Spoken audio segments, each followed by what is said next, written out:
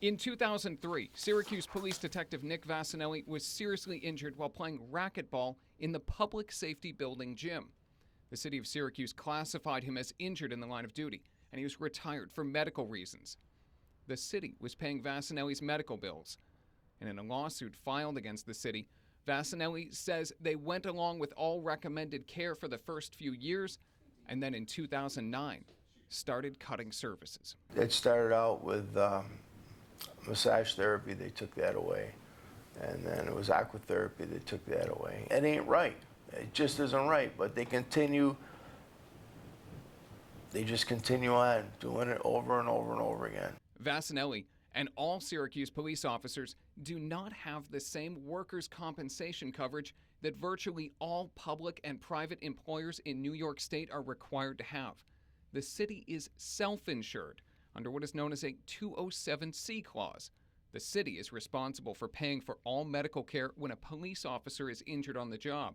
It is legal, and instead of workers' compensation insurance paying for medical treatment, the city has to pay for it directly. Vassinelli's lawyer says cities like the idea of being able to control their costs. The city of Syracuse, which has asserted their right to be self-insured, has made a bed that they don't like, and they're sending and shifting the costs. If you have a change of administration in a municipality, or you have, hard financial times, for example, then the municipality is able to try and cut corners on the backs of the officers that have risked their lives. Vassinelli is paralyzed and confined to a wheelchair. He had been receiving 24/7 care from home health aides, but in a letter filed with Vassinelli's lawsuit, that agency terminated their coverage when the city would not pay for more qualified and more expensive skilled nurses. As part of his lawsuit, both Vassinelli's doctor and the city's doctor agreed he needs 24/7 skilled nursing care.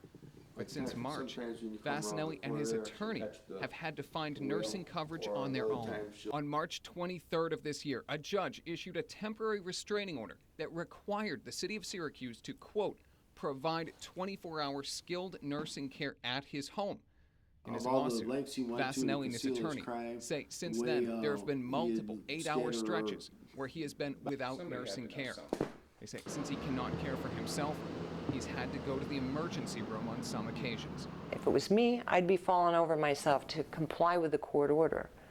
They have just not done it. They've set up one excuse after another in order not to comply with the judge's order. And unless they are held accountable for that, unless they accept responsibility for that, there's no protection for anyone. City of Syracuse police officers are part of a union, the Police Benevolent Association.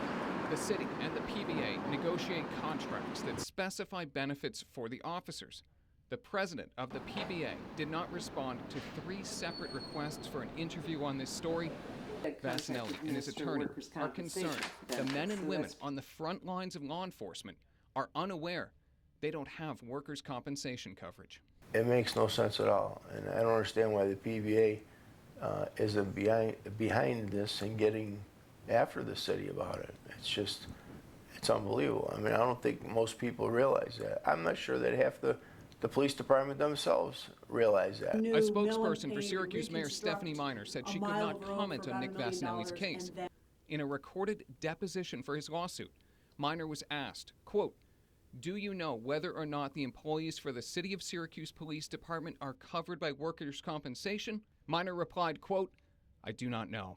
In a court filing from last month, the city's attorney suggests Nick Vassinelli should move out of his home into an assisted living facility. Quote, "If Mr. Vassinelli were to utilize a skilled nursing care facility or assisted living facility, the cost to the city would be significantly less expensive. Vassinelli has a right to reasonable medical care, not any care he desires." In the lawsuit, Vassinelli's attorney says forcing him out of his home is a violation of multiple sections of the Americans with Disabilities Act prohibiting discrimination on the basis of a disability. There is no reason why Mr. Vassinelli should be in an institution other than for the convenience and perhaps the economic benefit for the city of Syracuse. Vassinelli says when the city of Syracuse needed him, he was there. Now, he says he needs the city. I mean, I made hundreds, if not 1,000 or more arrests, mostly felonies.